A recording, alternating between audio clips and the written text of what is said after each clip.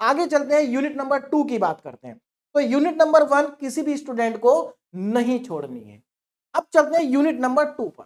देखिए जरा unit number 2, अब देखो unit number 2, unit number 3, unit number 4, unit number 5, इन चारों ही यूनिट में डिफरेंशिएशन और इंटीग्रेशन है।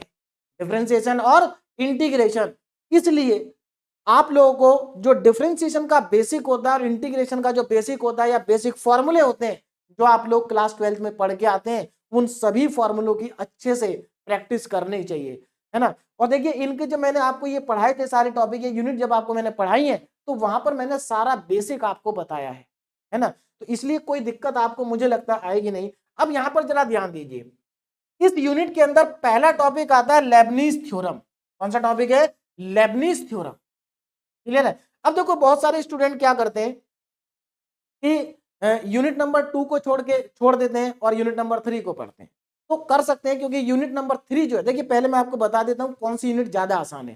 तो पांचों यूनिट में सबसे आसान यूनिट यूनिट नंबर 1 है ना। उसके बाद यूनिट नंबर 5 और यूनिट नंबर 3। लेकिन यूनिट नंबर 5 तभी आपको समझ में आएगी अच्छे से तब आप यूनिट नंबर 4 को पढ़ेंगे। बात समझ में आ रही है मेरे?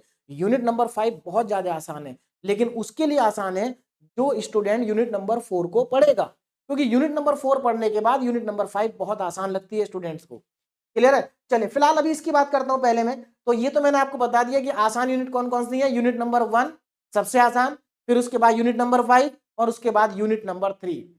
यूनिट नंबर 2 और यूनिट नंबर 4 ऐसा नहीं है कि टफ है, आसान तो ये भी है, लेकिन यहां पर आपको कैलकुलस यानी कि डिफरेंशिएशन और इंटीग्रेशन का बहुत ज्यादा यूज करना होगा। क्लियर है? अब चलो थोड़ा सा समझ लेते हैं पहले। यहां पर पहला टॉपिक है हमारा लेबनीज थ्योरम, और लेबनीज थ्योरम का एक 7 मार्क्स का क्वेश्चन 100% आता है। आप किसी भी ईयर का पेपर उठा के देख लो, लेबनीज थ्योरम का क्वेश्चन आपको जरूर मिलेगा। यहां पर 2 टाइप के क्वेश्चन होते हैं और दोनों ही टाइप के क्वेश्चन मैंने आपको करा रखे हैं। हाँ इतना जरूर है, लेबनीज थ्योरम का क्वेश्चन आप तभी कर पाएंगे जब आप अच्छे से प्रैक्टिस करके जाएंगे। अगर आप प्रैक्टिस नहीं करेंगे तो यहां पर आपके गलती होने के चांसेस भी बढ़ जाते हैं। उसके बाद आइलर्स थ्योरम की बात करते हैं। Euler's theorem for homogeneous function, Euler's theorem for homogeneous function या फिर टोटल डेरिवेटिव। अगर मैं इन दोनों टॉपिक की बात करूं तो यहां से भी इन दोनों टॉपिक में से किसी ना किसी टॉपिक का एक 7 मार्क्स का क्वेश्चन हमेशा पूछा जाता है ना।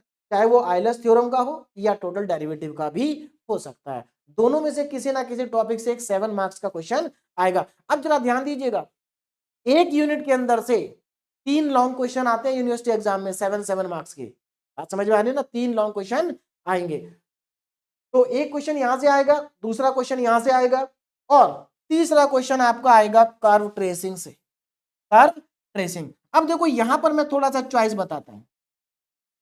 ये मैंने आपको बता दिया कहां कहां से 7 मार्क्स के क्वेश्चन आएंगे, ठीक है ना। अब देखिए ऐसा नहीं कि इनसे 2 मार्क्स के क्वेश्चन नहीं आएंगे, 2 मार्क्स के क्वेश्चन भी आ सकते हैं, 2 मार्क्स के क्वेश्चन भी यहां से पूछे जा सकते हैं। तो जब आप लॉन्ग क्वेश्चन कर लेंगे तो शॉर्ट तो आपका तैयार हो ही जाएगा।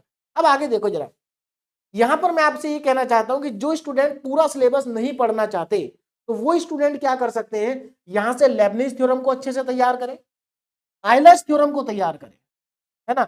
ये 2 टॉपिक दोनों को तो जरूर तैयार करें अच्छे से। और उसके बाद तो कर्व ट्रेसिंग है, अगर पूरा सिलेबस नहीं पढ़ना चाहते हो तो यहां पर आप कर्व ट्रेसिंग को चाहे तो स्किप कर सकते हैं। मैंने वैसे इस टॉपिक को बहुत अच्छे से आपको पढ़ा रखा है ना, और जितने भी इसके इंपॉर्टेंट क्वेश्चन है वो सारे मैंने आपको सॉल्व करा रखे हैं। लेकिन मैं उन स्टूडेंट के लिए कहना चाह रहा हूं जो पूरा सिलेबस नहीं पढ़ते, तो वो पहले 2 टॉपिक पढ़े और इस टॉपिक को छोड़ सकते हैं। ऐसा देखिए कुछ स्टूडेंट क्या करते हैं, पूरी की पूरी यूनिटी छोड़ के जाना चाहते हैं। उसमें प्रॉब्लम मैं आपको बताता हूं क्या है। जैसे लास्ट ईयर का ही जो हमारा पेपर था उसमें क्या था कि यूनिट नंबर 1, यूनिट नंबर 4 और यूनिट नंबर 5, इन 3 यूनिट के जो क्वेश्चन थे ना वो बहुत ही सिंपल क्वेश्चन थे, बहुत ही ज्यादा सिंपल। बात समझ में आ रही है?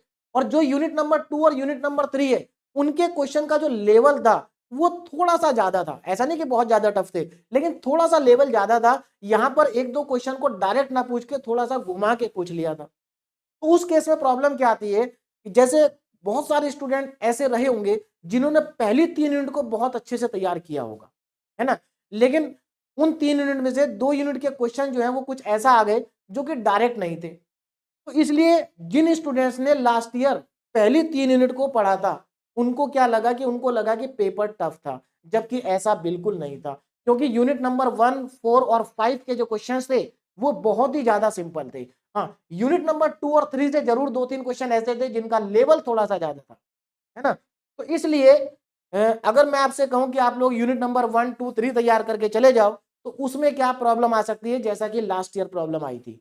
तो इसलिए मेरा सजेशन ये, आप सारी यूनिट तैयार करके जाओ, लेकिन आप यूनिट में से टॉपिक छोड़ सकते हो।